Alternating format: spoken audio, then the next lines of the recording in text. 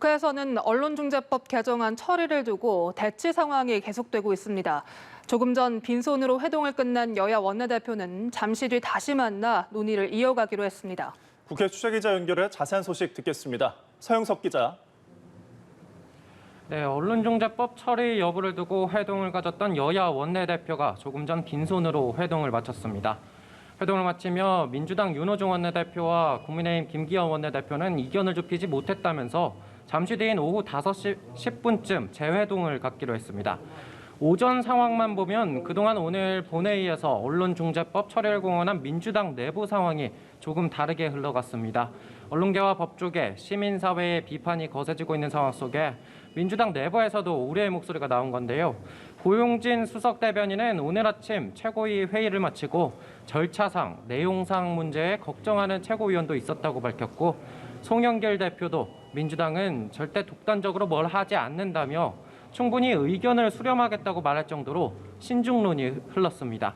야권은 일제히 비판 목소리를 내고 있습니다. 국민의힘 이준석 대표는 집권 여당이 치부를 감추기 위한 언론 악법을 강행하고 있다고 일갈했고 정의당은 졸속 개혁을 중단하라며 기자회견을 열었습니다. 국민의당 안철수 대표는 법안 폐지를 촉구했습니다. 우선 국민의힘은 지금 진행 중인 민주당의 의원총회 결과를 지켜보겠다고 밝혔는데요.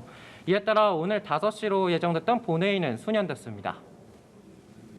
이런 가운데 민주당은 내일부터 경선 투표를 시작하고 국민의힘은 오늘부터 경선 후보 등록에 들어갔죠. 대선 분위기가 한층 달아오르고 있는데 먼저 민주당 주자들의 오늘 행보 전해주시죠. 네, 민주당은 내일부터 최종 대선 후보 1인 선출을 위한 순회 경선 일정에 돌입합니다. 첫 경선 투표 격전지는 대전, 충남 지역인데요. 향후 판세를 내다볼 수 있는 중요 가늠자가 될 전망입니다.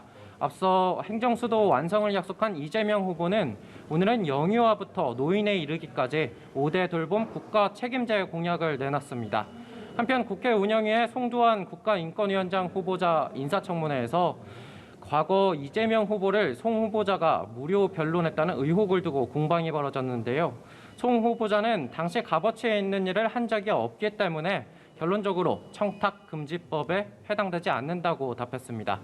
이낙연 후보는 충남에서 스타트업 기업과 양승조 충남지사, 김지철 충남교육감 등과 만나 충청 민심 잡기에 집중했는데요. 이재명 후보를 둘러싼 송 후보자의 무료 변론 의혹과 관련해서는 당 차원의 검증을 요구했습니다. 추미애 후보도 충청을 찾았습니다. 추 후보는 당원 간담회와 함께 비대면 결의 대회를 진행하고 김두관 후보는 충청권 국가행정수도 공약을 온라인상에서 발표했습니다. 박용진 후보는 제주도로 향했고 자가 격리 중인 정세균 후보는 전열을 다듬고 있습니다. 네, 국민의힘 주자들은 어떻습니까? 오늘 지방 민심 잡기에 나선 주자들이 많이 눈에 띄는데요.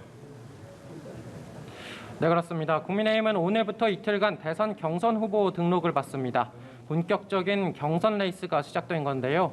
오늘 주요 주자들은 지방 민심 잡기가 두드러집니다. 윤석열 전 검찰총장은 조금 전 충남의 세종의사당 부지를 찾았습니다. 행정 효율성 제고와 더불어 의회 민주주의가 실현되길 바란다며 대통령 집무실도 두어 의회와 소통을 강화하겠다고 약속했습니다. 전국을 돌며 광폭 행보를 보이고 있는 홍준표 의원은 오늘 4.3 평화공원 위령탑 참배를 시작으로 제주도 민심 잡기에 나섰습니다. 유승민 전 의원은 포항에서 제철소와 스타트업을 찾고 청년들을 연이어 만났는데요.